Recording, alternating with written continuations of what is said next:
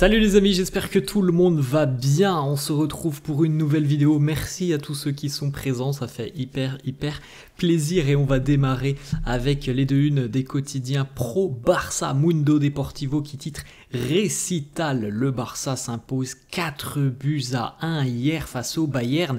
Franchement, si on vous avait dit que le Barça allait s'imposer 4-1 face au Bayern, est-ce que vous y auriez cru?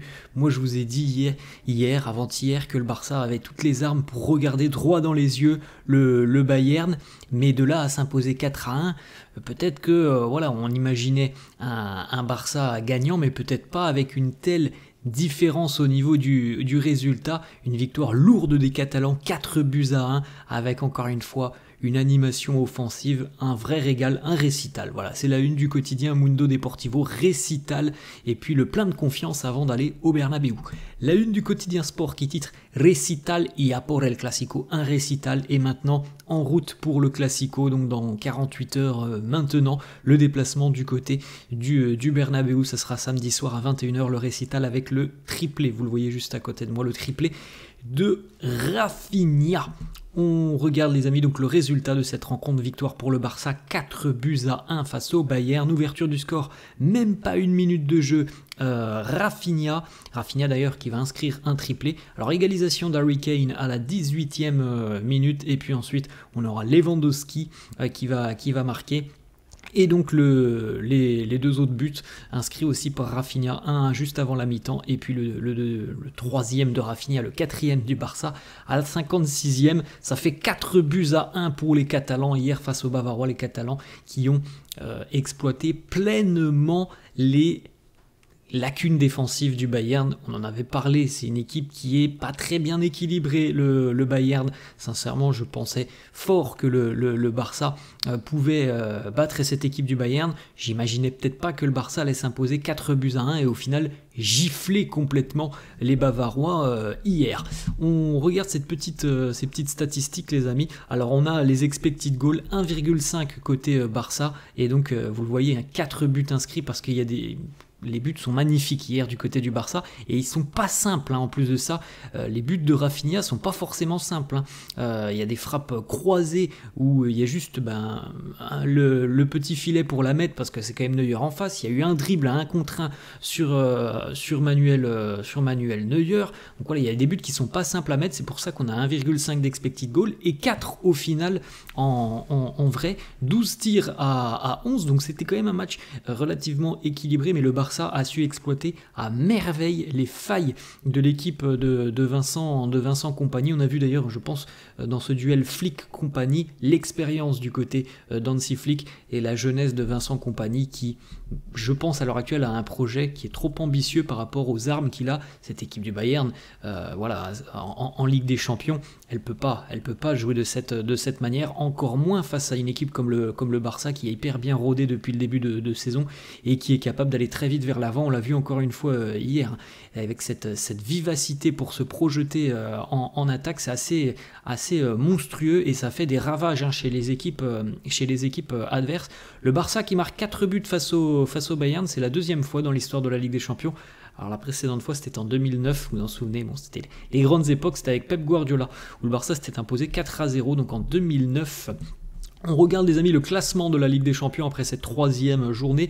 Le Barça se trouve en 10e position, donc pour le moment les Catalans seraient qualifiés pour les 16e de finale et donc le match aller-retour, puisque c'est les 8 premiers vont directement en 8e et donc du 9 au 24 on passe par les 16e avec un match aller-retour. Donc le Barça pour le moment, évidemment il reste encore 5 matchs, est qualifié pour les 16e et recevrait au match retour. On enchaîne les amis avec ces petites stats sur le Barça.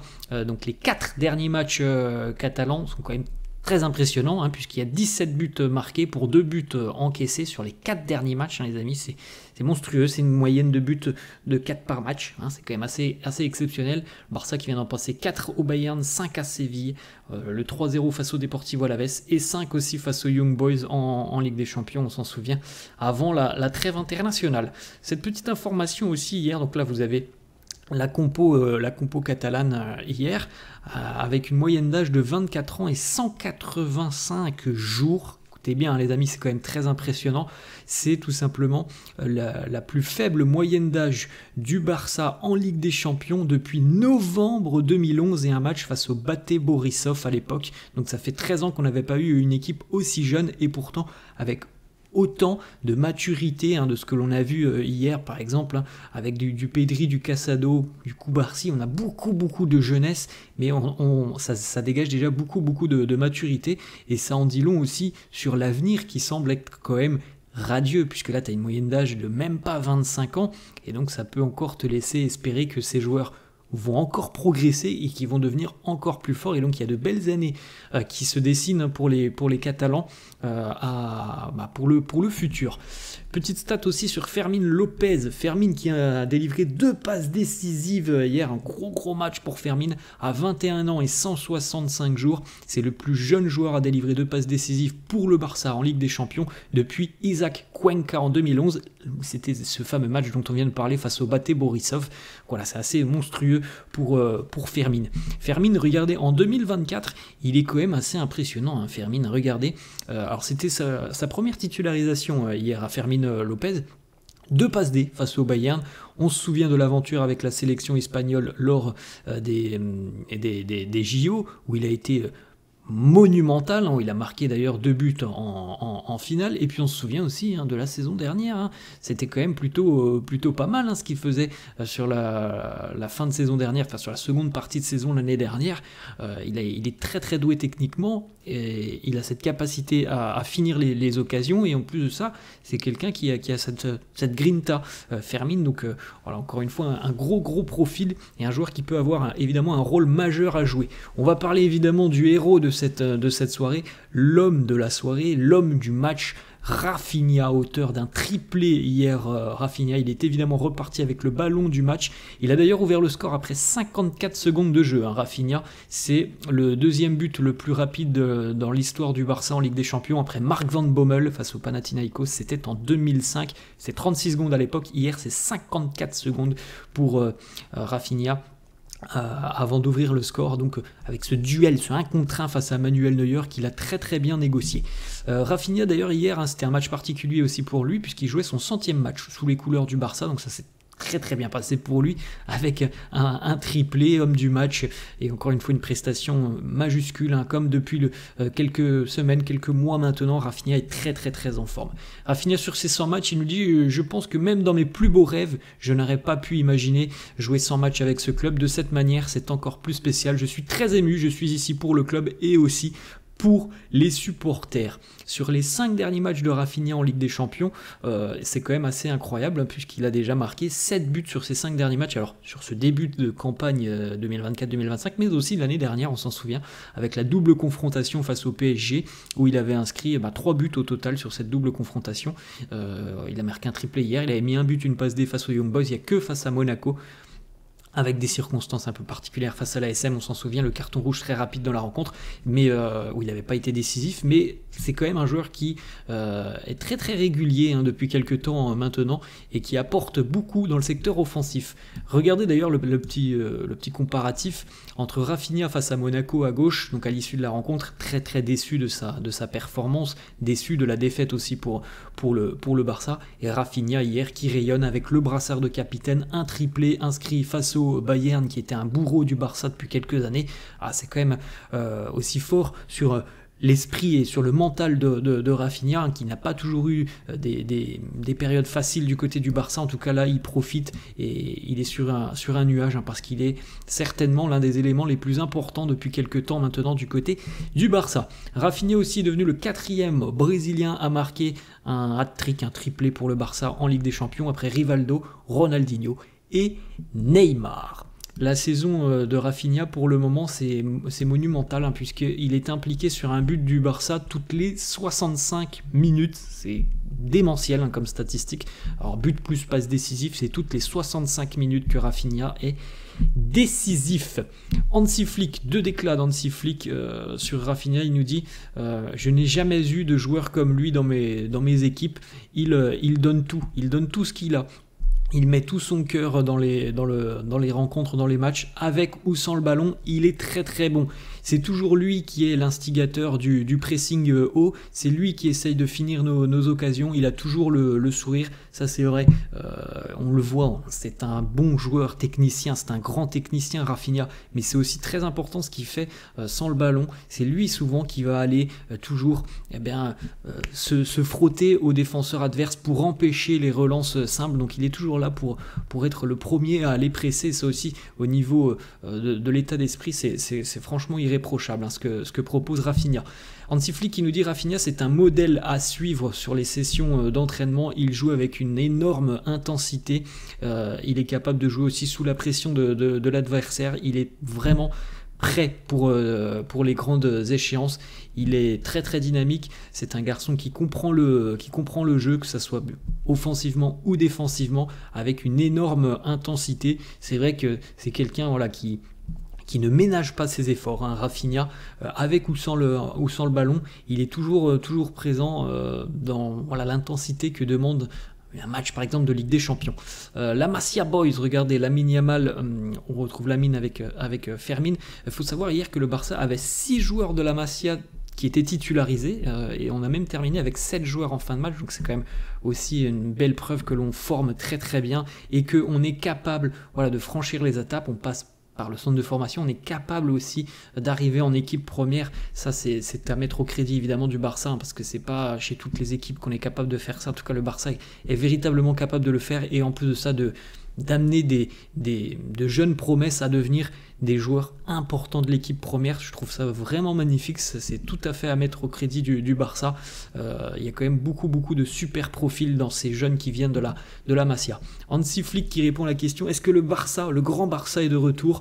Hansi Flick qui quand même modère, tempère un petit peu tout le monde. C'est encore trop tôt, la saison ne vient que de démarrer. C'est vrai que il n'y a pas besoin de dire le Barça est de retour. Ce qu'on avait dit en début de semaine, c'est qu'il y avait une semaine importante, colossale, avec 2 grandes échéances pour voir où on en est. On a vu évidemment que le Barça était déjà au niveau de la Ligue des Champions, en affrontant le Bayern, et surtout en jouant de cette manière. On a vu que le Barça était du niveau, et je pense qu'on aura le même visage face au Real. Donc on voit bien que oui, le Barça est un très sérieux client cette année. Après, de dire c'est le retour du grand Barça d'il y a 10 ans, c'est peut-être un petit peu prématuré quand même.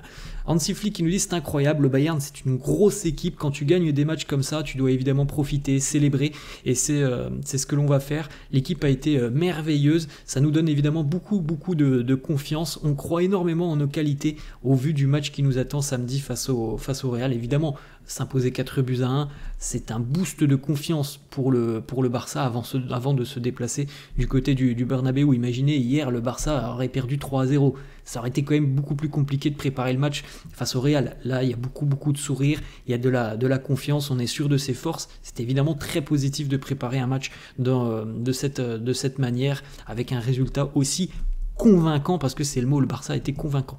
Hansi Flick qui nous dit: on va se reposer et penser au match de Madrid. Je veux voir comment on va récupérer et se préparer pour ce Classico, mais je pense que oui, on sera bien préparé. Franchement, le Barça a un jour de moins de repos que le Real, mais sur ce genre de match, je pense sincèrement que tout le monde sera au niveau, tout le monde sera prêt pour ce Classico. On continue avec Hansi Flick aussi. C'est important d'avoir un entraîneur qui pointe du doigt aussi ce qu'il n'a pas aimé. Alors il est vrai qu'évidemment hier c'est quand même un match, je pense, où on a beaucoup de satisfaction, mais il nous dit: sur certaines phases de cette rencontre, je n'ai pas beaucoup aimé notre pressing, on doit s'améliorer là-dessus. Alors évidemment, il y a encore des axes de progression, heureusement d'ailleurs, ça fait à peine 3 mois qu'il est là, Hansi Flick, donc évidemment qu'il y a encore des axes de progression, mais quand même, on peut déjà voir la patte Hansi Flick, on peut déjà voir tout ce qu'il a bien mis en place. Après, il est vrai, par exemple, après l'ouverture du score hier, que le Barça a quand même souffert pendant une grosse quinzaine, vingtaine de minutes. Le Barça a souffert, d'ailleurs le Bayern égalisera, mais dans l'ensemble, quand même, c'est assez satisfaisant ce qu'a réalisé le Barça hier. Hansi Flick qui nous parle justement de Marc Casado, il nous dit: c'est un joueur incroyable. Si vous le voyez jouer maintenant, et surtout d'où il vient, le niveau qu'il a maintenant, c'est très impressionnant de voir à quel point Il s'est amélioré, il est très bon en défense, mais aussi avec le ballon, c'est un pur produit de la Masia. Regardez par exemple l'ouverture de Marc Casado hier sur le 3e but barcelonais. Il faut avoir la vision du jeu pour aller trouver Rafinha de l'autre côté. Vision du jeu exceptionnelle, on a vu des sorties de balles franchement monstrueuses hier de Casado, de Lamine Yamal, de Pedri. Il y a eu des choses vraiment très très satisfaisantes dans les transition rapide vers l'avant. Petite déclat de Lamine Yamal qui nous dit: j'ai beaucoup aimé le match de Pedri, le match de Casado. Ce sont des joueurs qui ont été des facteurs différentiels, des facteurs X sur cette rencontre, évidemment, tout comme Rafinha. Pedri qui nous dit: je suis certainement dans l'un des meilleurs moments de ma carrière. Ça fait longtemps que je n'ai pas été comme ça sur le plan physique. Il rayonne au milieu de terrain. Il est franchement sur une forme étincelante depuis le début de saison. Et voilà, on voit tous les joueurs barcelonais quasiment être en très très grande forme. C'est assez impressionnant. Pedri hier face au Barça, c'est 85 minutes, 38 sur 46 pour les passes réussies, une occasion créée, 3 sur 3 les dribbles réussis, 2 sur 2 les longs ballons, 3 sur 5 la précision des longs ballons, 2 sur 2 c'était les centres, 3 sur 4 pour les tacles, 0 ballon perdu, 7 duels gagnés sur 8 et aucune faute commise. Encore une prestation XXL pour le jeune milieu de terrain espagnol. Lamine Yamal face à Alphonso Davies hier, regardez les notes. Alors Lamine Yamal a délivré une passe décisive, la note de 8,2, ce sont les notes SofaScore. Alphonso Davies, lui, il a beaucoup souffert hier face au Barça. On a le petit mot aussi de Lamine Yamal qui nous dit: on voulait montrer que nous sommes une grande équipe. Comme on l'a dit tout à l'heure les amis, c'était l'opportunité face au Bayern de montrer que le Barça pouvait avoir un rôle important à jouer cette saison, que ce soit en Liga ou en Ligue des Champions. Je pense qu'ils ont montré que voilà, il faut compter sur eux. Ça fait quand même quelques années que le Barça est souvent en difficulté en Ligue des Champions. Hier, ils ont quand même envoyé, je pense, un message, les Catalans. Lamine Yamal, avant le Classico, il nous dit, avant ce match, on était déjà très très confiant. Avant le match face au Bayern, on était déjà très confiant. Je pense, c'est les mots de Lamine Yamal, je pense qu'on est la meilleure équipe au monde et je pense aussi qu'on va le prouver. On y va avec beaucoup de force, que le meilleur gagne. Voilà, en tout cas, le Barça arrive, il est évident, du côté du Bernabéu avec le plein de confiance.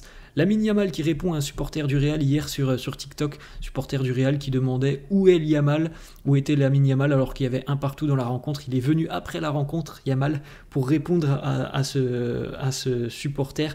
Rest little man, calme-toi petit garçon. Voilà les mots de Lamine Yamal.